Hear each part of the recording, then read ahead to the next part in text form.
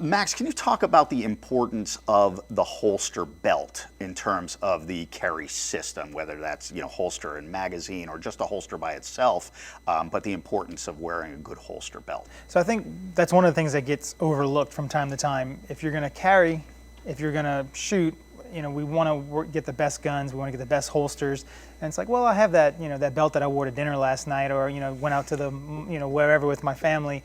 I can just put my holster on that.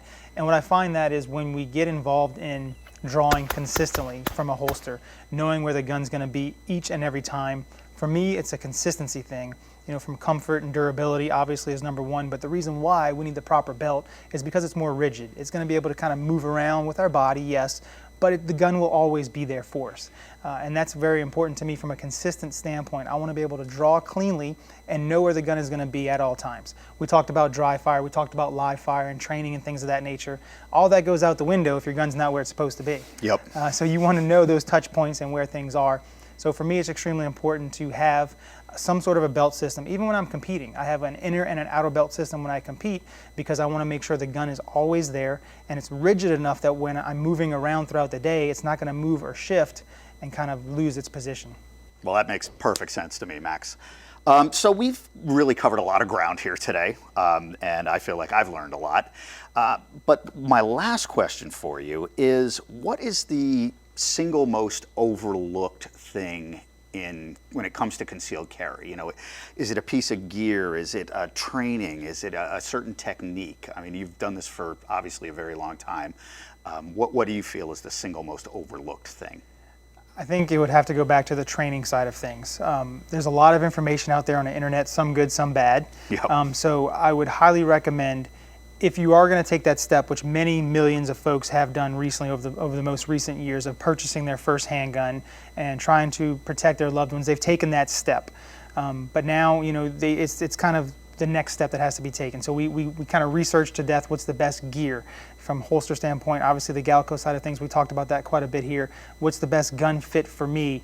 Is it going to be 9 mil? Is it going to be 40? What do I need to? All those things are very important, yes, from a gear standpoint, but I think we sometimes, and I say we because it's myself included, you grab something or into some new industry you've just gotten into and you say, look, okay, I got everything that I need, so now I can go out and do that. And I think what's overlooked mostly is the training. Just because we have the license to carry or the license to do whatever doesn't mean that we're going to be able to protect ourselves and our loved ones the way that we would want to. Because I know you've heard it before. We're our own. We're our own defender. We're the first we're the first guys on the scene of whatever it is that we're doing. Yep. And I think part of that training is not just pulling the trigger. It's understanding that this is a lifestyle. I'm going to avoid that dark alley if I can avoid it. I'm not going to go down there with my family if I can. Just because I have a gun doesn't give me the license to flex on people and to say, I have this and you don't, and flex my chest. I'm going to avoid the situation as much as I can. But should that situation arise, I want to be ready and I want to be prepared through my training. And then a lot of times guys don't understand that it doesn't just end with that, right? Like there might be, from the time of a situation where, God forbid, one of our family members or one of your friends gets shot or we get shot or whatever, there's going to be a time there where we're waiting for the paramedics to come. Yes. So part of that concealed carry process is understanding how to do some first aid, how to take care of that individual, how to take care of yourself. Mm-hmm. Maybe you just got into a gunfight and you successfully won that fight, but you were also injured badly in the fight. How do you keep yourself alive while somebody else is coming to your rescue? So I would say what gets overlooked the most is training. Seek training.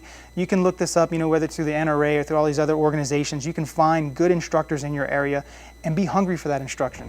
You're always learning. I've been shooting for 30 plus years and I'm still a student of the gun. Every day I want to find ways to get better. And that's not a cliche. I literally try to find a way every day to be better, to be able to win the next championship or to protect my family better. And I think that goes back to the training side of things. Well, I could not agree more. Max, thank you very much. I really appreciate your time. Absolutely. Thank you so much for having me. Thanks for watching, everybody.